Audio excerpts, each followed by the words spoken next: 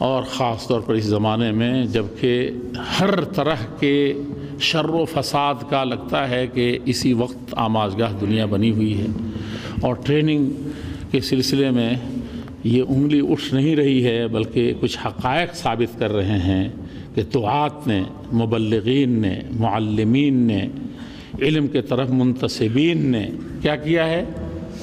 شر و فساد کے لیے وہ دروازے کھولے ہیں۔ اور ہم کہتے ہیں کہ داعش تھی، ابو بکر بغدادی ہے، فلاں کا ایجنٹ ہے، ہم اپنے نفس کے ایجنٹ بنے ہوئے ہیں۔ اس سے بڑا، سب سے بڑا غلام کون ہے جو اپنے نفس کا غلام ہوتا ہے؟ سوچے ذرا۔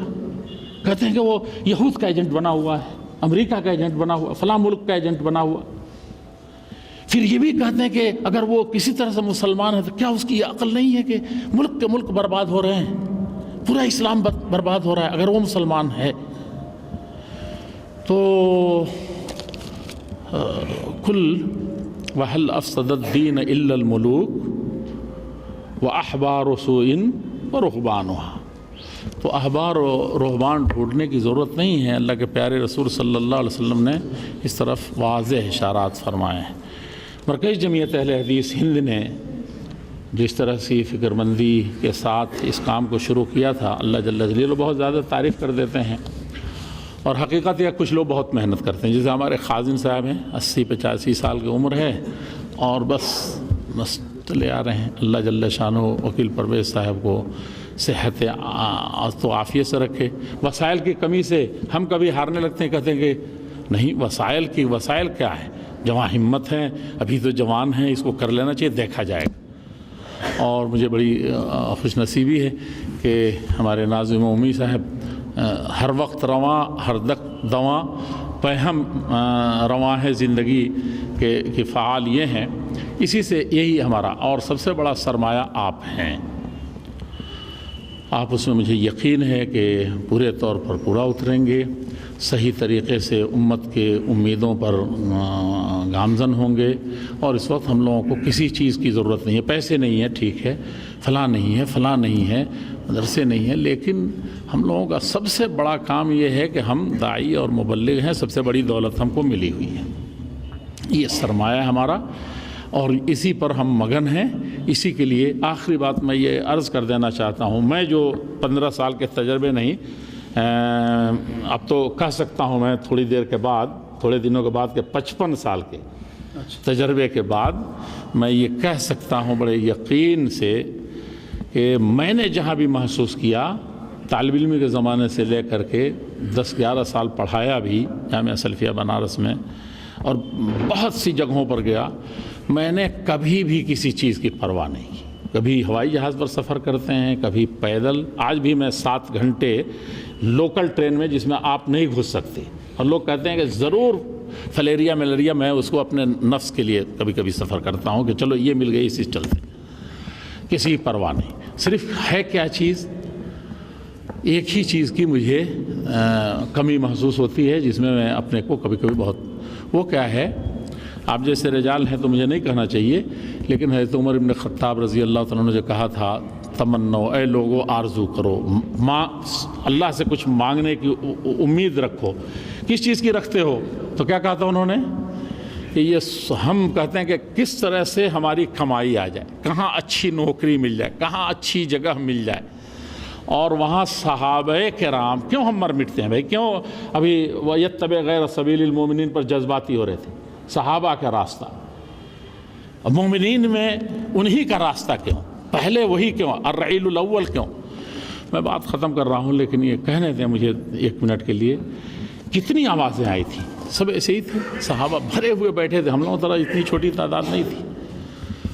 کیا کہا تھا انہوں نے؟ مال کی بات کی۔ یہ مال سے لگتا ہے کہ مال کی طرف نفس جاتا ہے، لیکن چلو آ جائے، مال تو میال ہے، یہ ہے مائل کر لیتا ہے، تو وہ بھی بہت بری چیز نہیں ہے، آنا نہیں چاہیے۔ ہم کو صوفیہ کی ایک بات بڑی اچھی لگتی ہے، وہ کبھی بھی مال کو، درہم و دینار کو، روپیہ پیسہ کو روپیہ پیسہ نہیں کہتے، یعنی درہم دینار نہیں کہتے تھے، وہ ایک لمبی سی اصطلاح کہتے تھے۔ وہ جانتے کیا ہے؟ کہ ان احب الاشیاء الی اللہ وابغضها وہ چاہیے یا وہ کرو. یعنی اللہ تعالیٰ کو جو سب سے محبوب چیز ہے، جو سب سے زیادہ کیا ہے، وہ مبغوض ناپسندیدہ چیز ہے، جس کے پاس بھی نہیں بھٹکنا چاہیے، وہ یعنی مال کا جب نام لیتے تھے، پیسے روپے کا. بڑی حکمت ہے اس میں. تو وہ صحابہ تھے، لیکن ان میں سے اکثر نے یہی کہا کہ سونا بھر کر کے یہ گھر ملتا، میری آرزو اتمنا ان یکون مل ھذا البیت ذھبا فانفقه فی سبیل اللہ.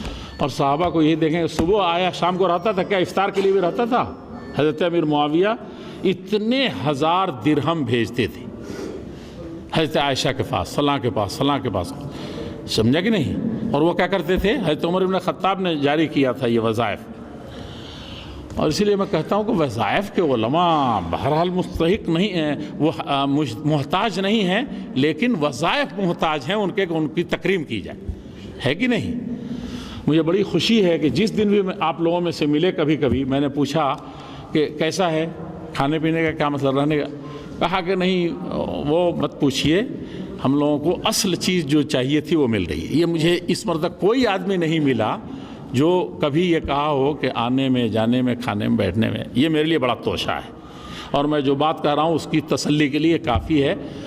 تو سبوں نے جب یہ کہا کہ مجھے اتنا یہ ملتا، سونا چاندی جواہرات ملتے، میں خرچ کر دیتا، تو حضرت عمر ابن خطاب رضی اللہ تعالیٰ عنہ نے فرمایا کہ مجھے بھی ایک خواہش ہے اور اس کا میں اظہار کرنا چاہتا ہوں، اللہ سے ہی امید مانگتا بھی ہوں.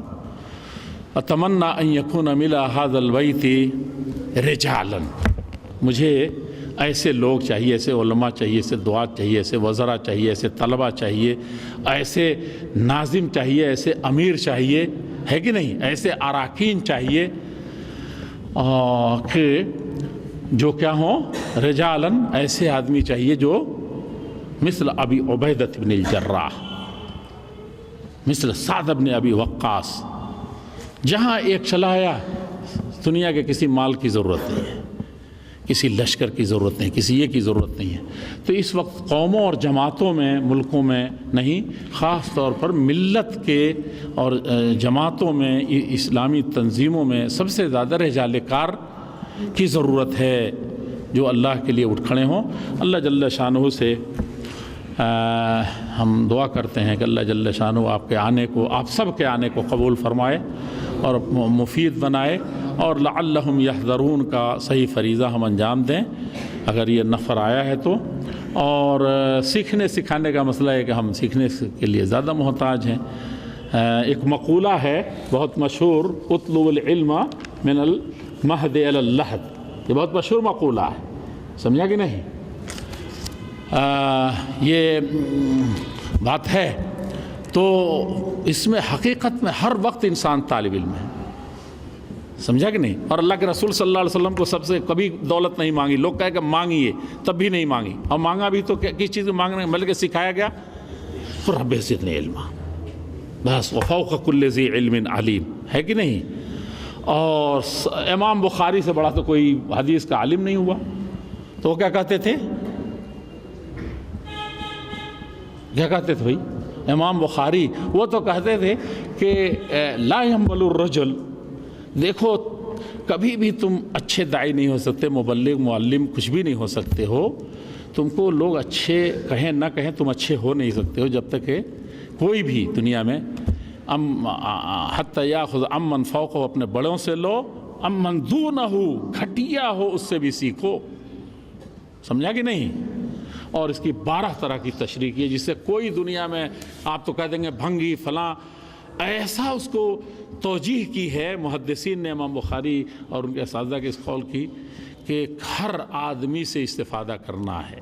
اور جس دن ہم لوگ یہ دعات مبلغین سیکھ جائیں گے، ہمارے مسلمان بھائی سیکھ جائیں گے، داعش، دہشت گردی اور دنیا کے یہ جتنے جھمیلے ہیں سب ختم ہو جائیں گے. والملک یومئذ للہ، اس آخرت سے پہلے اس دنیا میں اللہ کے لیے خالص یہ زمین ہو جائے گی اور اس کے بندوں کے لیے ہو جائے گی. اللہ جل شانہ قبول فرمائے.